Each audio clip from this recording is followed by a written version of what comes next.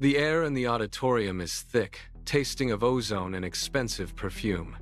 Kristen Bell stands before a literal sea of cameras, their lenses like cold, unblinking eyes. Her hands grip the edges of the wooden podium so tightly her knuckles turn a ghostly white. Every flash of a bulb feels like a physical strike. She reaches out, tapping the microphone twice. The hollow sound echoes, and suddenly, the frantic whispering of the crowd dies. A heavy, suffocating silence falls over the room. She reaches into her blazer, her fingers trembling slightly as she pulls out a folded document. She places it face down, refusing to smile for the first time in 10 years. She doesn't look at the reporters. She looks directly into the lens, speaking to the millions watching behind the glass.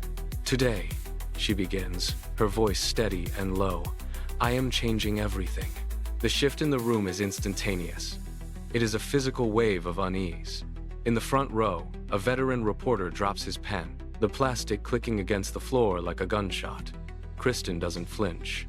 She simply slides the document forward across the polished wood. It is a slow, deliberate motion.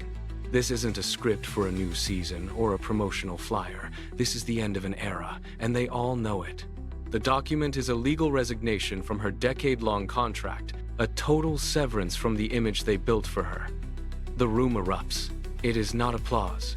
It is a chaotic murmur that swells into a roar of questions. Kristen doesn't stay to answer. She turns, her heels clicking sharply against the marble floor, a rhythmic staccato against the rising noise. She exits through the side door, leaving the baffled press corps behind. Outside, the world is just as loud. Fans are pressed against the barricades, waving posters of her iconic roles, screaming her name for one last autograph. But she doesn't stop. She can't stop. She climbs into the back of a waiting black sedan, pulling the door shut on the noise. Her phone begins to vibrate incessantly on the leather seat beside her. It is a barrage of alerts, calls, and frantic texts from agents and executives. She ignores it all. The car pulls away, leaving the crowd to shout their questions into the humid afternoon air. Within minutes, the digital world is a battlefield. Social media feeds are flooded with blurred photos of the car and heated debates. To some, she is a traitor to her own brand. To others, she is finally free.